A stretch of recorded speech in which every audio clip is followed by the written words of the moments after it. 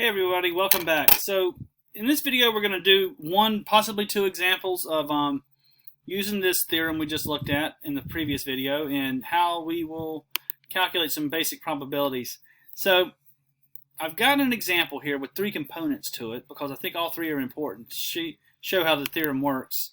Oops, wrong screen. Alright, so here we are in example one. And I said, suppose our experiment's rolling a die 5 times. Okay, so that when you're talking about rolling the die, your n is going to be 5 because it's going to be 5 successive times. They are independent because one roll has nothing to do with the next roll. And we would like to know the following probabilities. Okay, we would like to know what the probability is that we get 5 ones. That means that we get a 1 every time we roll the die. Okay, and we want to know what the probability is if we get 3 ones out of 5 rolls, 0 ones out of 5 rolls, and so forth. Okay, so I'm going to pull up this little scribbling pad here, or whatever thing's called, and we'll get started. All right, so to use the theorem, and I hope you wrote it down, you're kind of referencing it from the other page. The first thing we want to note here is that we are told that we're going to have 5 trials. So n is 5. Okay. Another thing is we want to calculate what is the probability of getting a 1, right? What is P of 1? And that turns out to be a success, remember, because that's our P of A.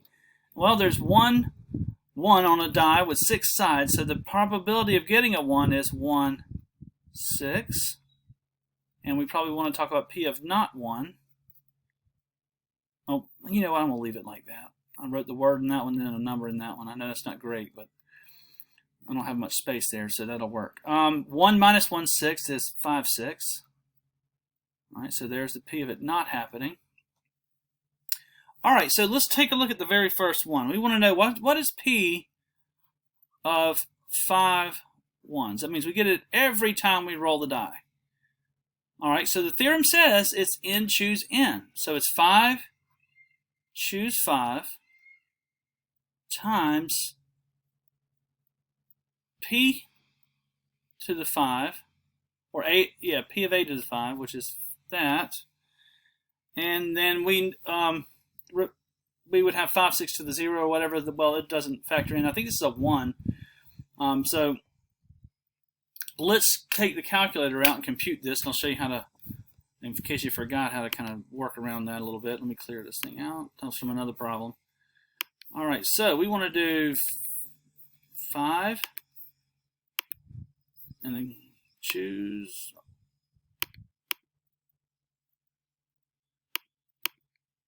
5.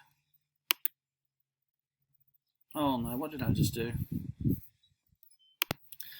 Alright, so I've got this in my calculator, 5 choose 5, 1 6 to the 5th, and we calculate our probability, and it's a very, very low probability that this would happen. Okay, so what you would expect. 5 consecutive ones and 5 rolls would be a pretty rare event. So what do we got here? We've got now I can't see it. 1.28 times 10 to the negative 4. 1.28 times 10 to the negative 4. A really, really remote chance, okay? So you'd move your decimal left 4 places. All right, now let's calculate another one really quick to show how this thing works. Now the next one says I want to know what would the probability be of getting, all right,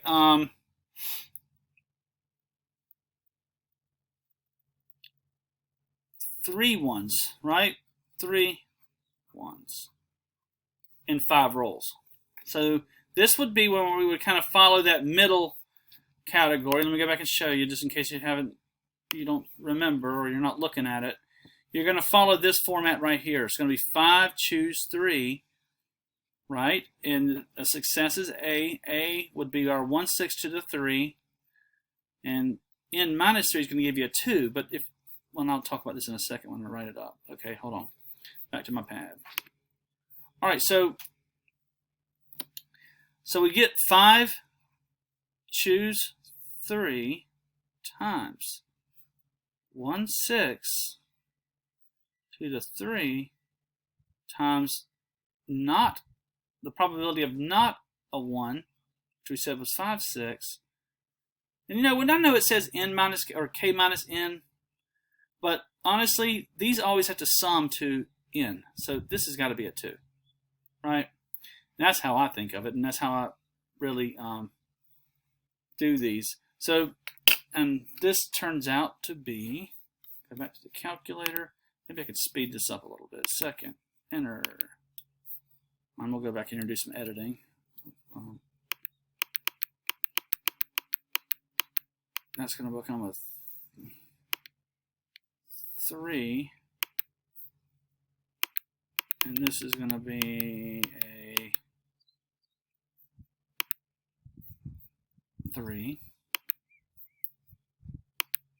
And now we need 1, 5, 6 to the 2,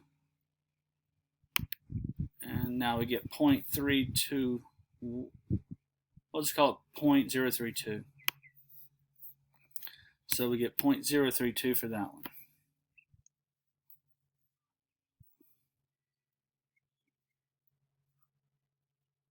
And finally, we want to know, they want to know what is P of 0 ones. Well, if I choose 0 is 1. All right, so I can write that here, but I know that it's a 1, so we can speed this up a little bit.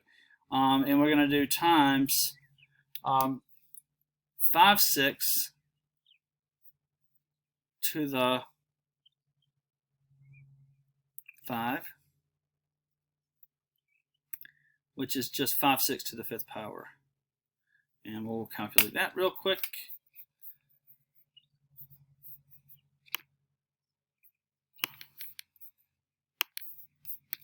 We get 5, 6 to the 5th.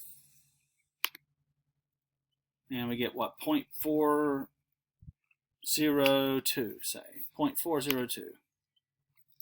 And that's how we would calculate these.